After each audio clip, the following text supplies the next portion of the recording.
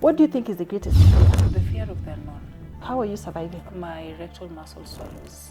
It was a nightmare. Remember, you have a 2 weeks old child, and then you are here with a challenge that you don't know, you've never had anything about it.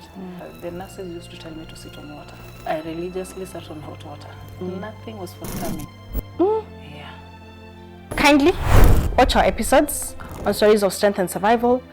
Help out someone, help a sister, help a brother who wants to leave his marriage because of the condition. Shout there, subscribe our YouTube channel, Stories of Strength and Survival, and thank you.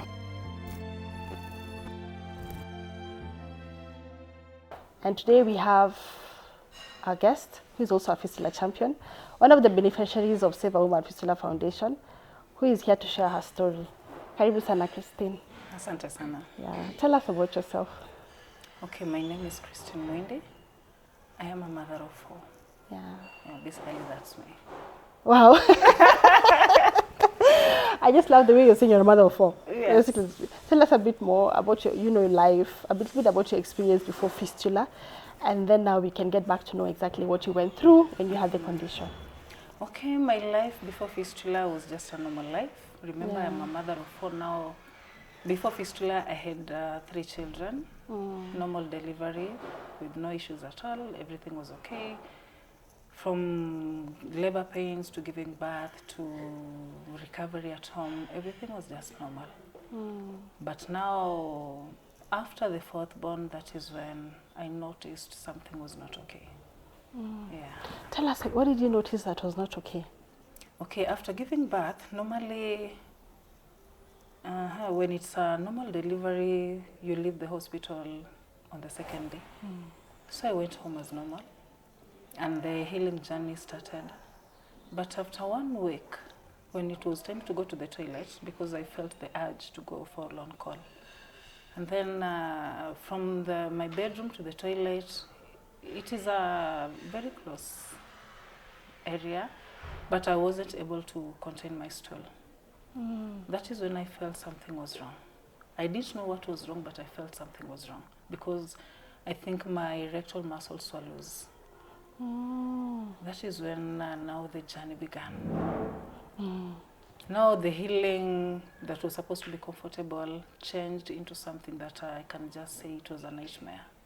Remember, you have a 2 weeks old child, and then you are here with a challenge that you don't know, you've never had anything about it. Because I used to ask myself, there are many young girls outside there who give birth. Yeah. Others give birth even way below 18 years. And some give birth at home, and they have no problem at all. Now I was wondering, why is my own very difficult and different? Now that I'm not even a first mother. Why is it different? I didn't share with anyone. It was just a lonely journey because I knew with the proper sitting on hot water, things were going to change. Now, Christine, now you have 3 kids, isn't it? Now the baby has come, our 4th baby is born. Yeah. Did you even know it's a fistula? I never knew it's fistula. In fact, fistula was the last word on my mind. I had never heard about fistula. No. So thinking of fistula was nowhere near in my mind. So how did you know that it is indeed fistula? I knew it from you. Yeah, because remember, I used to go to hospital complaining about the small infections here and there, but the nurses used to tell me to sit on water. And I can tell you, I religiously sat on hot water on daily basis. I did everything. The Kegel exercises, I did everything, but nothing was forthcoming. The problem apparently never went away. Yeah. And time was just going by. 4 months, 6 months. I didn't get any help. I used to go to the internet to check because mine was a 3rd degree tear. And now what I was looking at how to heal a 3rd degree tear. There is actually nothing on the internet that says anything about healing. Yeah, so I didn't get true. any help. Now when I came to Facebook. Oh, Facebook. Yeah, that is when I got to know about you. So you Googled on Facebook Fistula, Yes, then it popped. Fistula, then I saw Sharon Korir. Ah, interesting. Yeah, and then I decided to contact you. And immediately you asked for my number. I gave you my number. I wasn't expecting your call. And then you called and I was like, ananipigia simu sasa tuongee nini? Ilikuwa ni ngumu. Unashinda utaanza na wapi? Because Alafu watu watasema nini? I had not told anyone because by the time I was contacting you, I think it was the 9th month. Yeah. 9th month sasa of the ilikuwa imekuwa ngumu kabisa. Sasa si siri tena kwangu. I couldn't contain it. So now I was feeling so much pain. By the time I was contacting you, I was in so much pain. So I had to look for help from wherever. Yeah. I'm really sorry about your experience, Christine. Wow. It's Fistula is never easy. And Yeah, the first part is, who do you tell? Yeah. That, you know, this is what I'm going through. I even struggled. I didn't even tell my sisters. I didn't even tell my dad. I did not even share with anybody. Yeah. I don't know why I felt so bitter. I don't know. Till today, when I remember, I always tend to feel like I was so bitter. And for me, opening up now, as we are talking about and discussing it, has really been healing for me. It's healing. And I'm sure for you too. Yeah. So did you have any fears at that time? What was your fears? What was your experience? Were you going through some UTI? Were you going through some, you know, some smells? How are you managing the condition? Were you in adult diapers, sanitary towels? You know, how are you surviving? Okay, mine was different because I can say I didn't have the smell, but now the infections. And I was asking myself, now I'm in the city. What happens when time comes and I have to retire to the village? How will it be? How will I survive? Yeah. Because you are on medication like monthly, you're on medication because it is something that keeps on recurring. You use medicine, but now it is a problem that hasn't been solved. So it's like you're just using painkillers. So the problem is still there. That is one thing that that disturbed my mind. And that is one thing that really gave me no peace. It really gave me a hard time. It wasn't an easy journey. It was a very difficult journey. I'm really sorry about that. So at that time, you're confined at home. Yeah, You were with the home. baby, the And I fourth thank baby. God it was during Corona. So It was we were during just home. Corona. Yeah. We were just home. We were not going anywhere. So the only place that I could go to was to the clinic, and then I come back. So it was a good time for me because I didn't have to explain to people why I'm not going out, why I'm not even going to church, because I used to tell people that, you know, it's Corona time, so I cannot expose my child. Let's just wait for the right time, I'll come. But I knew what was eating me deep inside. Yeah. Sasa, tell us about mzee alikuwa anasema nini? Your time yote, you're home, you have a baby. 9 months. In fact, it was 9 months with the fistula. Yeah, with the fistula. That whole period of 9 months, intimacy, company with your husband in the bedroom, in the bed, sharing a bed. Would you like to share how it was? Thank God he wasn't there, so he didn't know anything. So, in fact, I say thanks be to God because he wasn't around. He was outside the country, so he didn't know anything. It was just my solo journey. And did you ever mention And this I to didn't him? even mention to him. Yeah. Yeah, I didn't mention to him. Yeah. Yeah, I didn't want trouble later in life. That's okay. I mean, that's fine. Yeah. As long as did you ever feel like, or have you ever felt like the condition caused some trauma, like emotional drain, you know, some baggage that you always tend to struggle with, or you didn't get that? Yeah, you know, fistula will drain you all round, physically, socially, emotionally.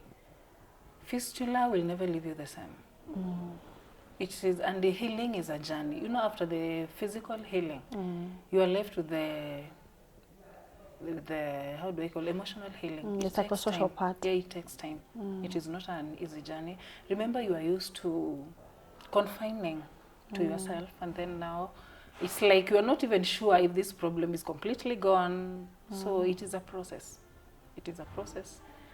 But I thank God.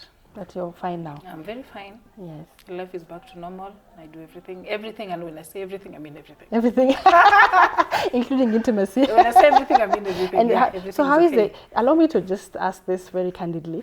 So how is intimacy after the surgery? Perfect. Perfect. I like that. So your intimacy is fine. Yeah. Your vaginal muscles are intact. Intact, very tight. Very Everything's tight. just okay. Yeah. So I'd like to shout out to anybody who has the condition. You'll be fine. After the surgery, your muscles go back to secondary virginity, Yes. and you become as perfect as before. So. Yes. So tell us, at that point, did your kids know about it? Have you shared with any of your children? Do they have an idea of what fistula is? My children, from the firstborn to the thirdborn are boys. Yeah, so I never shared anything with them. Yeah. To date? To date. Okay. It's only when they see me on TV, on some skits, that is when they ask, Mom, what is fistula? Yeah. And when did you have it? That is when I have to explain to them. Yeah. So I'm actually really excited because as per now, the Ministry of Education has the CBC curriculum in grade 6, a reproductive health topic, more like subject that students learn. Yeah. So in it, in grade 6, there is a topic on fistula. And, you know, for me, it's a plus because gone are the days when we didn't learn about fistula in high school, in primary school. Yeah. Then again, we moved to campus, you have no idea what fistula is.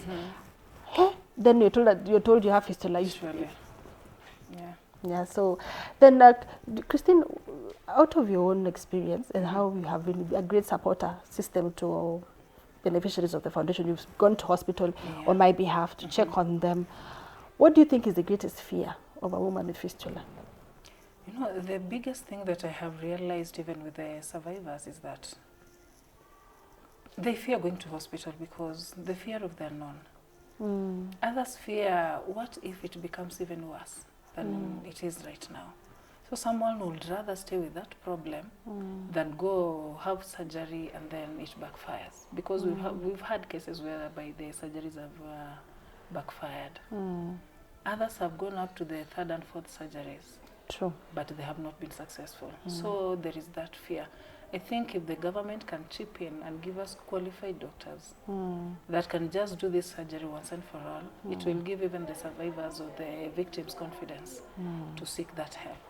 Because remember, if you hear there is someone that went to seek help and then they never got healed, or the surgery maybe didn't go as planned, it gives you fear as a victim. You may not even want to do it. Yeah, that's true. Even considering we have a beneficiary who has done 3-4 times, and the surgery, whereas the vagina was completely stitched, like there is no place for penetration. And you remember, intimacy becomes a problem. It becomes a problem. Low self-esteem becomes a problem. Fear of, you know, like whether this husband will stay. Like most of us, you know, our husbands left. They go. The reality is husbands cannot be patient with the healing process. And even the smell, the whole process from before fistula, you know, then you have fistula, you have changed to mejachilia, unanuka, you know, what's happening. The next thing he's cheating, the next thing he's missing. And even a man to literally walk with you throughout that journey. It takes a gentleman.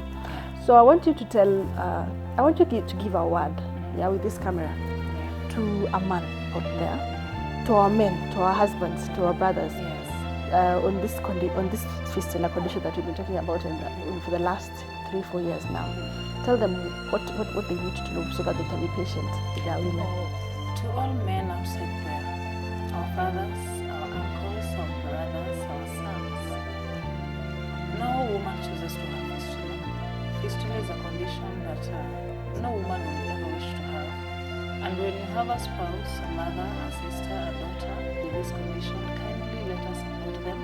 Let us stand with them. Let us walk with them throughout the healing journey, because at the end of the day, fistula is treatable. I thank you so much, Christine, for your time.